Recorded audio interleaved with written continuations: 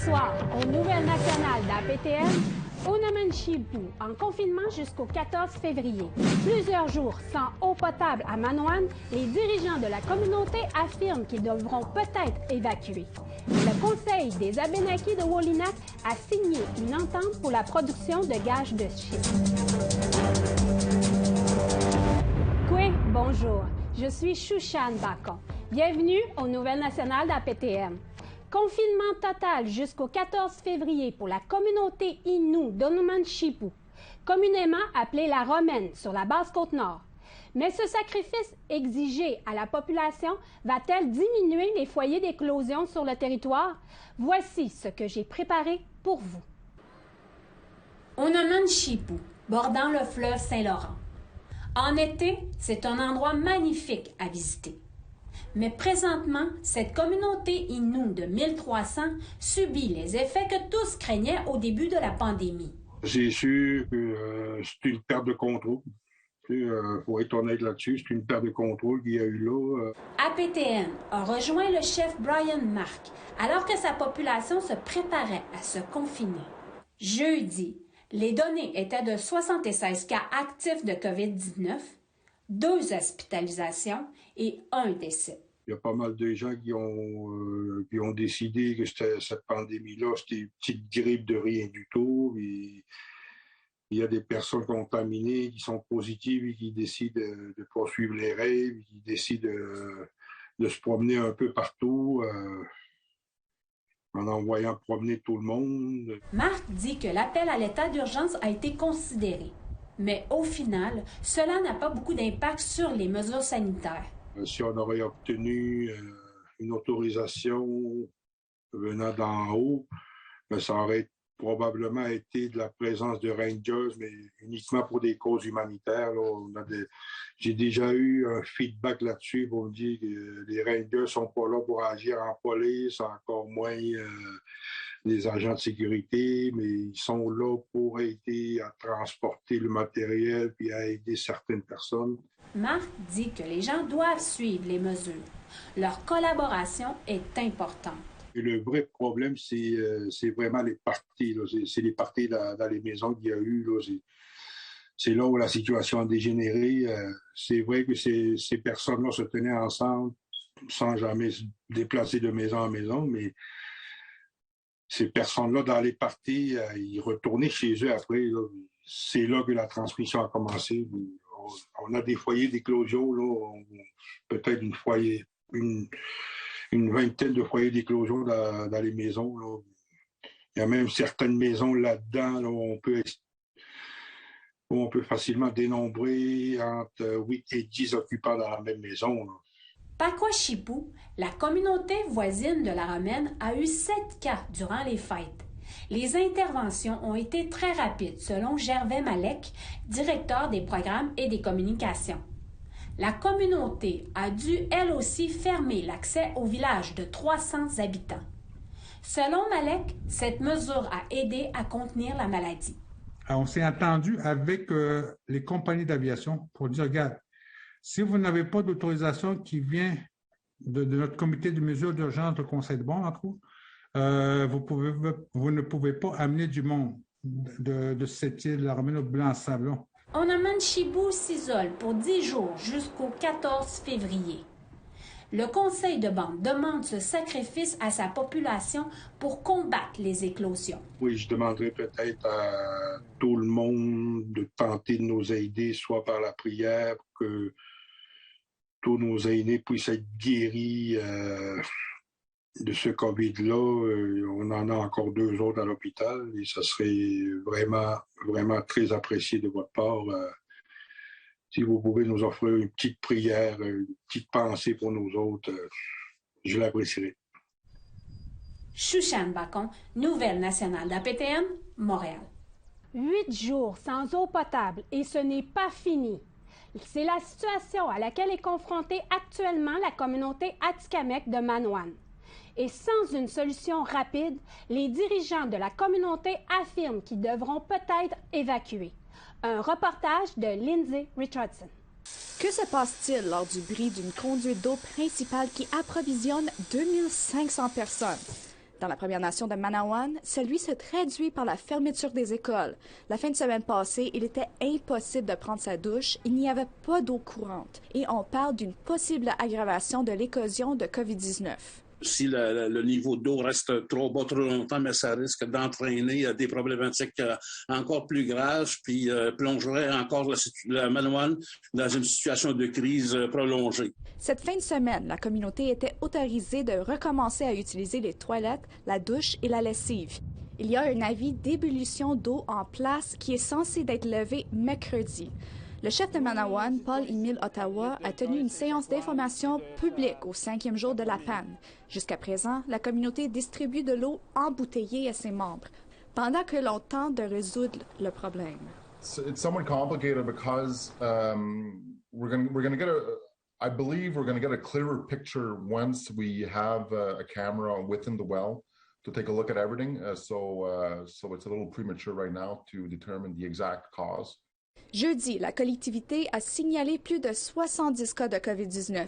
Ce n'est pas le pire bilan depuis le début de la pandémie, mais cette éclosion pourrait prendre de l'ampleur si la situation sanitaire continue de se détériorer.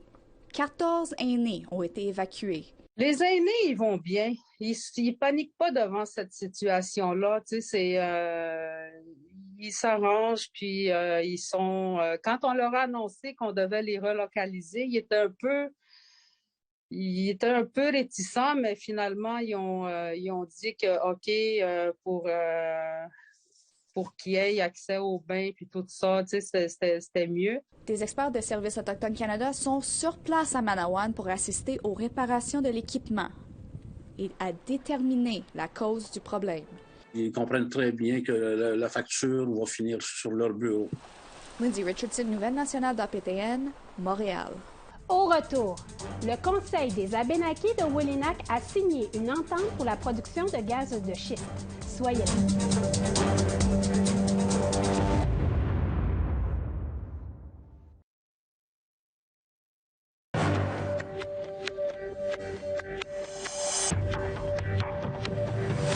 Bienvenue aux Nouvelles nationales d'APTN. Le Conseil des Abénaquis de Willinak a signé un mémorandum d'entente avec Keter pour essayer de produire du gaz de schiste de façon plus écologique. Cette entente a pris 3 ans de consultation, mais l'annonce était quand même une surprise pour plusieurs membres de la communauté. Emilia Fournier en a plus. Pas toute l'activité économique est visible à Willinak. Des plans sont en marche pour exploiter du gaz souterrain. La compagnie d'énergie Questar a annoncé la signature d'un accord de développement économique conjoint avec le Conseil des Abénaquis de Willinak le 20 janvier. Mais le Conseil a seulement annoncé à la communauté le 31 janvier. Tandis qu'à Willinak, eux autres, il n'y a eu aucune information à part avant-hier que j'ai vu sur Facebook. Là. Fait que c'est vraiment beaucoup trop serré comme délai. Là, on n'a pas eu le temps pantoute de rien préparer. Là. Tommy Gill est le grand chef du Wabanaki Warrior Society. Selon lui, il est chargé de protéger les territoires Wabanaki. Gill dit que ce n'est pas la première fois que les conseils de bande n'ont pas bien consulté leur communauté. C'est encore le problème sur les communautés qu'on a défendu déjà dans le passé, contre les pipelines, contre le projet OTE qui était ici à Odanak. Puis que là, on veut vraiment pas s'assurer d'avoir de la pollution sur nos terres, d'avoir de la contamination. Gill et autres membres des Wabanaki Warriors planifient s'organiser en opposition du projet. Je fais l'opposition à l'heure actuelle en ligne de compte contre ça, pour être sûr et certain qu'on puisse conserver nos terres, pour être sûr et certain que ce ne soit pas pollué, puis qu'on soit mal pris à déménager de là, puis qu'on abandonne nos titres autochtones à Abénaquis, pour qu'on puisse avoir des générations futures. Là. Quand le conseil de bande Willinak a annoncé l'entente sur leur page Facebook, il a provoqué des commentaires négatifs. Mais selon Questar, les Abénaquis partageront les profits et l'activité économique provenant de la production de gaz de schiste au long du fleuve Nicolet. C'est une entente pour un projet joint. Le chef de direction de Questar, Michael Binion, indique que sa compagnie a consulté avec le Conseil des Abénaquis de Willinak ainsi que des gens d'affaires de la région pour produire cette entente. Il va y avoir les consultations avec la communauté. C'est une partie de le processus. Il a indiqué que ces nouvelles méthodes de production de gaz de schiste promettent être plus écologiques, tout en capturant les émissions de dioxyde de carbone. C'est vraiment un projet, un leader mondial. On doit faire les pilotes pour prouver que c'est possible de produire le gaz sans émissions, sans fracking, sans fluide toxique, sans l'eau potable, etc.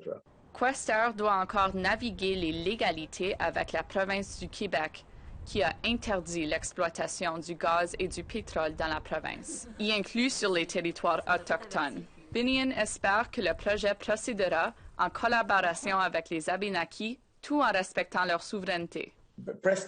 C'est presque impossible de faire un projet à l'ouest du Canada sans travailler ensemble avec les Autochtones sur les territoires traditionnels. Et pour nous, on a pensé que c'est normal pour nous en Alberta, en Saskatchewan, en Colombie-Britannique. Pourquoi pas au Québec aussi? Le Conseil des Abénaquis de Wolinack a refusé les enquêtes d'APTN à ce sujet. Mais si vous avez des questions sur le projet pilote, envoyez un courriel au infoprojet-questar@cawillinack.com. Emilia Fournier, Nouvelle nationale d'APTN, territoire Abénaquis. Une manifestation à Ottawa contre le mandat de la vaccination de la COVID-19 en est en son 11e jour. Et certains des dirigeants du Convoi de la Liberté clament entretenir des liens solides avec les communautés autochtones. Un reportage de Fraser Needham. Pat King est l'un des dirigeants autoproclamés du Convoi de la Liberté. Il a récemment participé à ce qui ressemble à une cérémonie du calumet. I have my medicine pouch that was given to me by Grandma Nancy's granddaughter, Grandma great-grandmother Nancy Scanny, from our occupation at the Ledge Grounds in Edmonton. I have a protection pouch with some sage and some other things in here just to guard me from the evil spirits. And then I was gifted this, which is the grizzly bear. I was gifted this yesterday when I got my traditional ceremonial pipe. Mais mercredi, plusieurs Premières Nations algonquines ont publié un communiqué de presse. Celui-ci condamnait les activités du Convoi de la Liberté et la cérémonie qui a eu lieu sur leur territoire non cédé. Le chef d'une de ces Premières Nations dit que ce que M. King et d'autres font n'est rien de moins que de l'appropriation culturelle. This is no difference than some people just claiming to be Native, like Michelle Latimer. Pat King is just following the same footsteps as people who are just self-proclaiming and just saying, oh, I have Native ancestry. We hear that so much, and it's totally wrong for people to just assume and just say those statements because it's hurtful. Jeudi, les camionneurs du convoi ont tenu une conférence de presse. Tamara Lick est une autre de ses meneurs. Instead, they are using you, the media, to portray us as racists, misogynists, and even terrorists.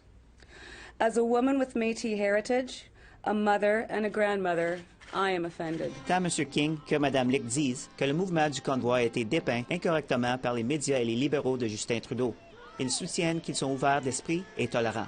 M. King prétend être de descendance Ojibwe et affirme qu'il a des liens solides avec les communautés autochtones.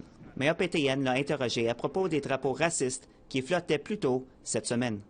Those are paid provocateurs probably put in here by Trudeau. He does it all the time. You're not, so they're not part of your... No, never have been. We don't promote that, we don't stand by that, and we never will. Ils disent qu'ils ne quitteront pas la capitale nationale tant que tous les mandats de vaccination n'auront pas été levés. Fraser Needham, Nouvelle nationale d'APTN, Ottawa. Nous vous invitons à nous suivre sur les réseaux sociaux. Que pensez-vous des manifestations à Ottawa? Vos commentaires, suggestions et questions sont les bienvenus. Pour nous joindre par courriel, l'adresse est le info nouvelle au pluriel @aptn.ca. Retrouvez-nous sur Facebook au @nouvelle au pluriel aptn en un mot et sur Twitter @nouvelle au pluriel aptn. Le Ralliement national des Métis intente une poursuite de plusieurs millions de dollars contre un certain nombre de responsables et d'organisations. L'ancien président du Ralliement national des Métis, Clément Chartier, et l'actuel président de la Fédération métisse du Manitoba, David Chartrand, sont visés par la poursuite. La demande de règlement allègue qu'en 2021, Clément Chartier et David Chartrand ont causé délibérément des pertes financières au Ralliement national des Métis pour leur profit personnel. Chartier a démissionné du poste de président du Ralliement national des Métis en 2021, poste qu'il occupait depuis 2003. Chartrand s'impliquait de différentes façons dans les activités du Ralliement national des Métis depuis 1997. Il a également quitté l'organisation en 2021. Le Ralliement national des Métis affirme qu'environ 9 millions de dollars ont été transférés à l'organisation dirigée par Chartrand, la Fédération métisse du Manitoba. Il est également allégué que les responsables visés par la poursuite ont accordé plusieurs indemnités de départ d'environ 800 000 dollars. Ralliement national des Métis demande au tribunal de lui accorder des dommages et intérêts de 15 millions de dollars. Aucune de ces allégations n'a été vérifiée devant les tribunaux. Entre-temps, un porte-parole de la Fédération des Métis du Manitoba a fait la déclaration suivante. La demande de règlement est un acte mu par un esprit de vengeance et une tentative de nuire à la réputation de la FMM. Nous avons hâte que les détails et les faits réels soient rendus publics. Cassidy Caron, l'actuelle présidente du Ralliement national des Métis, a affirmé sur Facebook que la demande de règlement a été déposée à la suite d'un examen approfondi de l'organisation.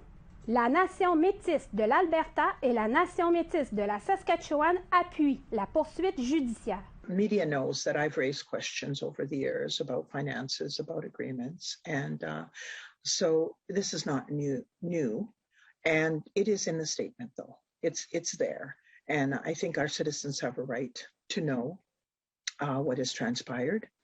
And like I say, we are all, as the governing Board of Governors, the governing members, supporting our new national president in taking this action. Un mystère vieux de 40 ans impliquant 2 peintures de Norval Morisseau, volées d'un collège de Thunder Bay, a été résolu. Les peintures Demi-God figure 1 et Demi-God figure 2 ont été volées du Collège Confédération en 1981. Les grandes peintures avaient été données au collège dans les années 1970. Un conservateur d'art de Toronto, qui est un expert des peintures de Norval Morisseau, a communiqué avec le collège en 2018 pour l'informer qu'une collègue conservatrice du Québec s'était fait proposer d'acheter 2 peintures qu'elle avait reconnues comme étant les peintures de Morisseau, qui avaient été volées près de 40 ans plus tôt. La police de Thunder Bay et du Québec a travaillé sur l'affaire, mais on ne sait toujours pas qui a volé les peintures. Un dévoilement est prévu au printemps. Et après la pause, le Tribunal canadien des droits de la personne statue que la discrimination a joué un rôle dans le sous-financement de la police de Mashteuiat. Restez là.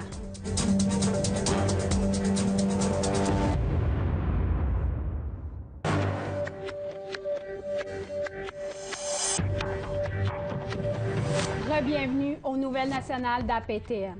Une victoire pour les Premières Nations au Québec. Selon une décision récente du Tribunal canadien des droits de la personne, la discrimination a joué un rôle dans le sous-financement de la police régionale dans une communauté Innu. Mashteuiat est environ à 300 km au nord de la ville de Québec. Les leaders de la région ont soumis une plainte avec le tribunal en décembre 2020. Disant que le sous-financement de la police de la communauté compliquait la prestation de services. Dans leur décision annoncée à la fin janvier, le tribunal a montré que le gouvernement fédéral a fait preuve de discrimination contre ses services policiers. Le Canada a maintenant 30 jours pour faire appel à la décision et une deuxième audience aura lieu pour déterminer les mesures correctives. Au courant des dernières années, la pérennité de notre service de police a été menacée à maintes reprises par les démarches administratives qui entouraient son financement. Le programme des services de police des Premières Nations, administré par Sécurité publique Canada, ne nous permettait pas de couvrir les dépenses réelles de notre sécurité publique afin de répondre à un minimum de services. Le sous-financement a eu de nombreuses répercussions sur le fonctionnement de notre sécurité publique. Équipements opérationnels inexistants ou désuets, effectifs insuffisants pour contrer les enjeux liés à notre réalité sociale, écart salarial qui s'est creusé, bien entendu, entre nos policiers et les policiers des services non autochtones et des déficits opérationnels importants qui s'accumulaient au fil des années. En 2016, notre poste de police a frôlé la fermeture parce qu'un déficit de 1,6 million de dollars s'était accumulé. Dans leur décision annoncée à la fin janvier, le tribunal a montré que le gouvernement fédéral a fait preuve de discrimination contre ses services policiers. Et le Canada a maintenant 30 jours pour faire appel à la décision. Et une audience aura lieu pour déterminer les mesures correctives.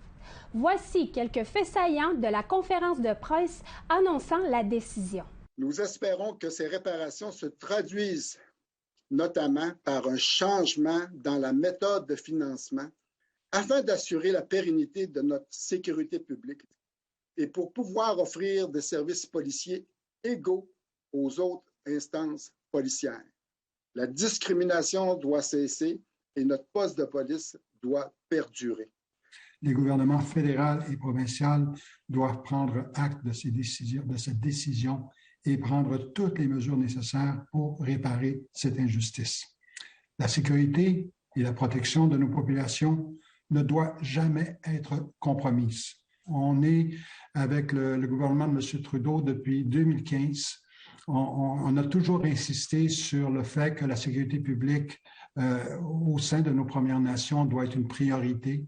Je l'ai moi-même soumis plusieurs fois au ministre de l'époque, M. Goodale, et on s'attend à ce que le gouvernement fédéral puisse donner suite à sa volonté, maintes fois exprimée, d'encadrer par une loi que les services policiers des Premières Nations sont aussi des services essentiels. La décision rendue à l'égard de Mastayache décrit une réalité qui est similaire, je vous dirais, en tout point avec la réalité globale de la majorité de nos corps de police, membres de notre association.